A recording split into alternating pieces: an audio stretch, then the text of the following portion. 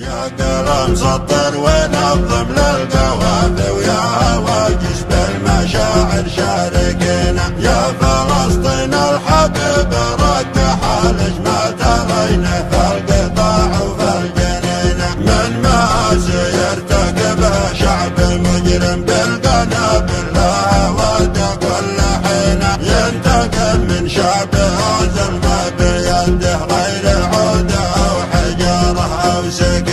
وينكم يا من بلغ مليار مسلم ما عرفنا الحياه وميتينا، لا متى هذا التغافل والتكاسل شعب غزه ينتخيق وينتخينا، يا يمنا يا يمنا يا يمنا يا حماة الدار يا اسد العرينة، يا ملوك المملكة يا حفاد نوره، يا قبايل نجد يا تاج الجبينة، والندى موصول للشعب العماني يا سلاطين العدل في الحاكمين، والخليج الحر يا درع الجزيرة دمكم شبع بلا منه دعينا، يا عراق المجد يا فخر وعزة يا ديابه يا صقور الرافدين، يا رجال الشام ويا مصر العروبة يا شعوب الثائرة ما تستقينا، علوا الهمة وفكوا للمعابر واعلنوا حربا لنا ولا علينا، في سبيل الله قوموا للشهادة بان وسرك بسيد المرسلين، مثل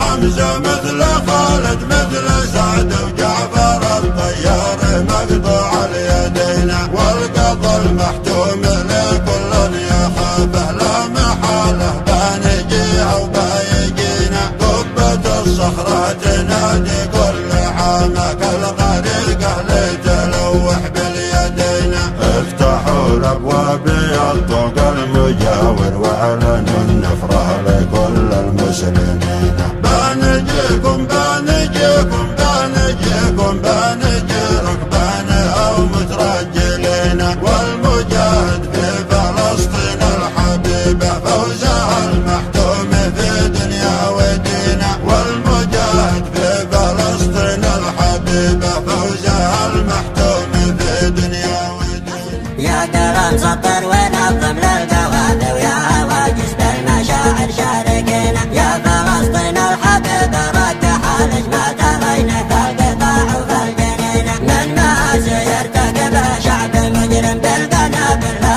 ود كل حين، ينتقم من شعبه ظلمه بيده غير عوده او حجاره او سكينه. وينكم يا من بلغ مليار مسلم ما عرفنا الحياه وميتينا، لا متى هذا التغافل والتكاسل شعب غزه ينتخيق وينتخينا، يا يمنا يا يمنا يا يمنا يا حماة الدار يا اسد العرينة، يا ملوك المملكة يا حفاد نوره، يا قبايل نجد يا تاج الجبينة، والندى موصول للشعب العماني يا سلاطين العدل في الحاكمين، والخليج الحر يا درع الجزيرة دمكم شبع بلا منه دعينا، يا عراق المجد يا فخر وعزة يا ديابه يا صقور الرافدين، يا رجال الشام ويا مصر العروبة يا شعوب الثائرة ما تستقينا، علوا الهمة وفكوا للمعابر واعلنوا حربا لنا ولا علينا، في سبيل الله قوموا للشهادة بان وسرك بسيد المرسلين، مثل